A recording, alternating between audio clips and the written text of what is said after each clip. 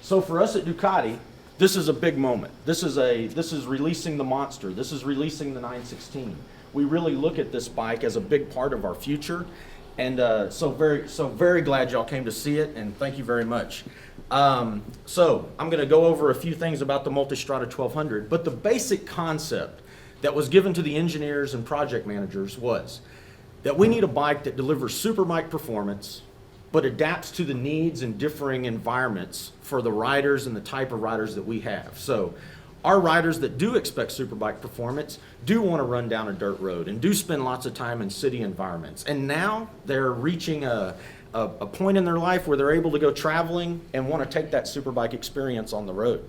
So the brief given to the designers was to create a motorcycle that accommodates all of this. The initial thought was, that's impossible. But the challenge at Ducati was to make the impossible a reality, and here we are with the Multistrada 1200. So the concept is 4 bikes in one. So we want a bike that does give the sport performance that you would expect from Ducati, but also gives a touring capability, is very at home in the urban environment, and you can turn down a dirt road and see what that's the end of that also. The difference in the bike is it's going to be a one-click button to get to these different modes. So with one click, you'll be able to adjust to 3 different horsepower maps, automatic electronic adjustable suspension settings, which are customizable for the rider, ABS, and 8 levels of traction control. So all these adjustments combine to transform the personality of the bike into a bike that's appropriate in each environment. So in your sport riding mode, you're going to get, basically we're going to go over the differences between this and a superbike motor, but you're going to get a superbike 150 horsepower. You're going to get the suspension adjusted for aggressive riding, and you're going to get a level of traction control that's not going to get too far in your way, but an expert level you can set to 1, 2, or 3, where you can move the rear end with the throttle. However, it's going to catch it and not let it get out of control. The next is the touring. So how do you take a superbike and make it where you want to ride all day? Well, with suspension adjustments, increasing the traction control, and changing the 150 horsepower map slightly, we achieve this. So instead of superbike delivery, you're going to get a more progressive delivery of the 150 horsepower and make it a little more palatable for all-day riding. A little more traction control, so when you're riding all day, it's very predictable. The urban riding mode. Now this is very interesting. There's 3 different maps in the engine on this motorcycle. It's going to drop it to the 100 horsepower map, increase the traction control significantly, and adjust the suspension settings to accommodate potholes, manhole covers, that type of thing in the urban environment. And then there's the enduro riding mode. This isn't a motocross bike, and it isn't intended to go jumping or riding extremely aggressive off-road. But if you want to turn down a dirt road or a fire road or climb up a mountain on an old path, that's what this bike will be good for. The tires are for it. The 100 horsepower map will help you. Being able to adjust the suspension right from the handlebars while you're turning onto the road, it's capable of all of that. And I know the dirt riders, they like to drift the rear end around. So we take that traction control all the way down to level 1 and let you ride the bike. So the technology that we're bringing into this bike to make all of this possible has several things. One, I just passed up, is the ride-by-wire throttle. That's how it does have a mechanical link from the hand grip down to the throttle bodies, but the electronics take over at that point, change the butterfly settings, and make the bike capable of delivering power differently and delivering power at different levels. The traction control, we've had it on a couple of other bikes, but it's an 8-level traction control. It has factory presets in all 4 of the modes, but again, you can customize the factory presets to your preferences. The Ducati electronic suspension is really one of the groundbreaking, game-changing things on this bike.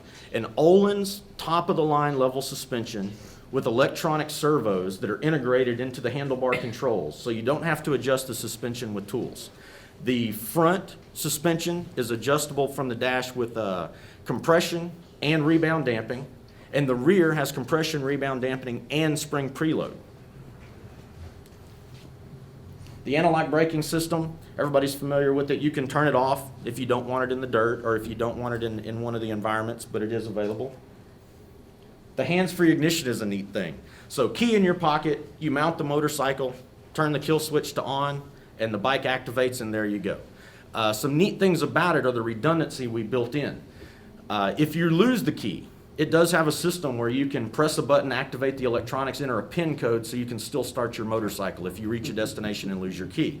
It also has a field in front of the windshield where if you have the key but the battery dies or it gets wet or something happens to it, the bike will still recognize a dead keys code and allow you to start the electronics and still get your motorcycle going. So this is a touring bike. We had to build in redundancies that keep you safe out in the middle of nowhere, and this bike has redundancies all over it for that purpose.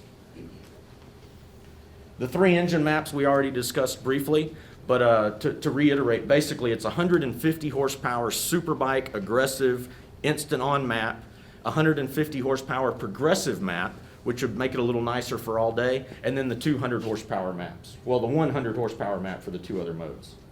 And then the heart of this, just 100 horsepower map.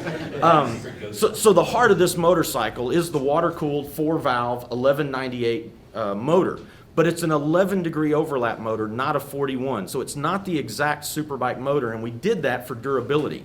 This bike now, we're going to take Ducati from having the touring bike with probably the highest maintenance cost to the touring bike with nearly the lowest maintenance cost. We've now gone changing the valve seats, changing the cams. This bike will now have a 15,000 mile valve adjustment interval, brand new for Ducati. So what does the 11 degree mean? That is the number of degrees in rotation of the cam when both the exhaust and inlet valves are open. In a superbike, it's about 41 degrees. And so with that overlap, you get a little bit less predictable combustion, but you get a very aggressive power delivery, which is desirable in a superbike. But we're after a very smooth early throttle response. We're after the longevity of the maintenance intervals, and we're after some efficiencies for long distance touring and having that ability. So the 11-degree motor accomplishes all of that for us, and I'll show you a couple of pictures to explain exactly what that is. There's the 11 degrees of overlap. So basically, both valves are open at the same time for only 11 degrees of rotation. So each combustion cycle is more predictable, leading to a much smoother bike for slow situations and a much more efficient. And here's exactly what that means.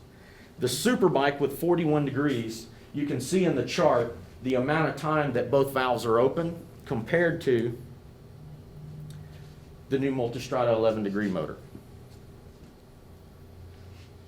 So there's the heart of the bike, 150 horsepower, 1198 motor with 3 different engine maps. So there's a little explanation, visual, in what do the different maps mean.